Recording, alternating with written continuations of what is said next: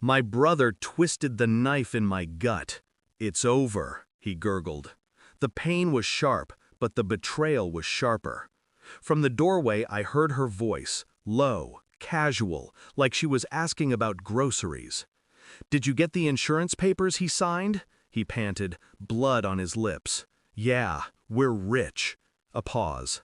"Let's burn the house down with his son upstairs. A tragic accident." They thought I was finished. They thought blood loss meant silence. But they forgot.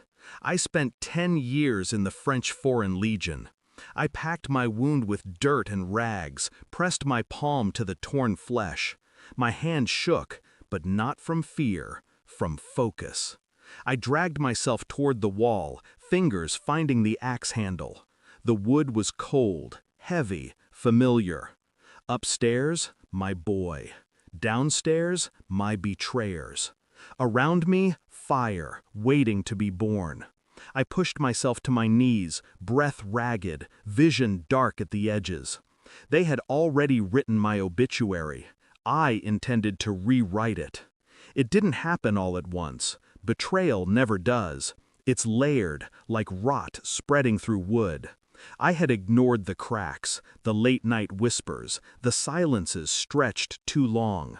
My wife's laughter at a message she swore was from a coworker. My brother showing up too often, staying too late. The way their eyes sometimes met when they thought I wasn't looking. I told myself it was paranoia. Legion habits die slow. Suspicion was oxygen in the desert, but poison at home. I wanted to believe her. I wanted to believe him. Family is supposed to be the line no one crosses.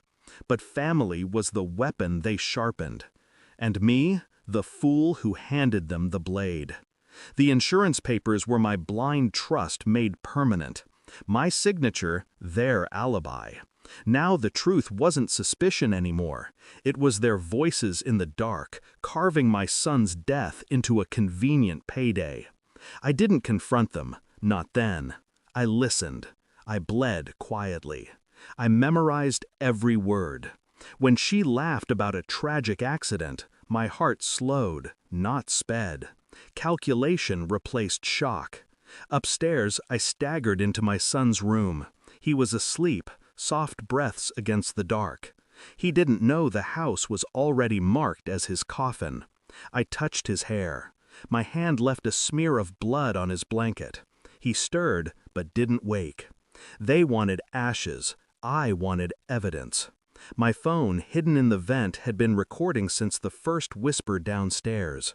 Insurance fraud, conspiracy, murder, all captured in their own voices. I played the Legion's game again. Observe, record, survive.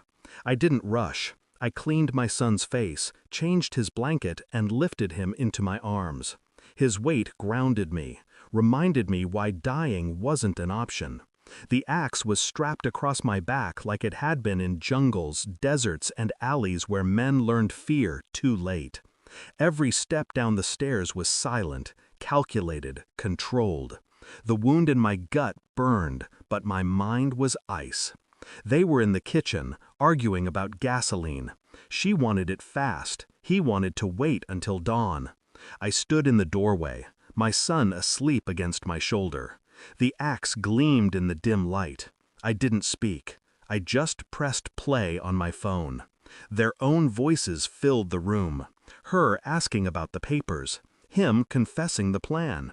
Her suggestion to burn the house. Her face went white. His jaw tightened. I set my son gently in the corner, his breathing steady. Then I laid the phone on the table, screen glowing, replaying every word. I didn't need to accuse them. They had already convicted themselves. My brother's eyes darted to the axe. "Listen." I raised a hand. Silence. I slid the phone across the table toward him. "Evidence," I said, my voice low, calm. "Police, insurance, court, pick your executioner." My wife trembled. She tried to step closer, but I stopped her with a glance colder than steel. "You wanted fire," I whispered. "You'll get it. Just not the kind you planned." I didn't swing the axe. I didn't need to. The weight of exposure was heavier than any blade. They collapsed under it, pleading, cursing, breaking. Their alliance shattered the moment survival outweighed loyalty. I just watched, detached, unblinking. By dawn, the police were there. My brother screaming about self-defense. My wife sobbing lies she couldn't stitch together fast enough. I gave them the phone, nothing more. My son slept through it all, innocent, untouched. As the sun rose, painting the smoke-stained walls gold, I felt nothing. No grief, no rage, just clarity. Betrayal is fire. It burns everything soft, leaving only bone and iron. They thought they buried me in the dark, but I was forged in it, and now I no longer belonged to them.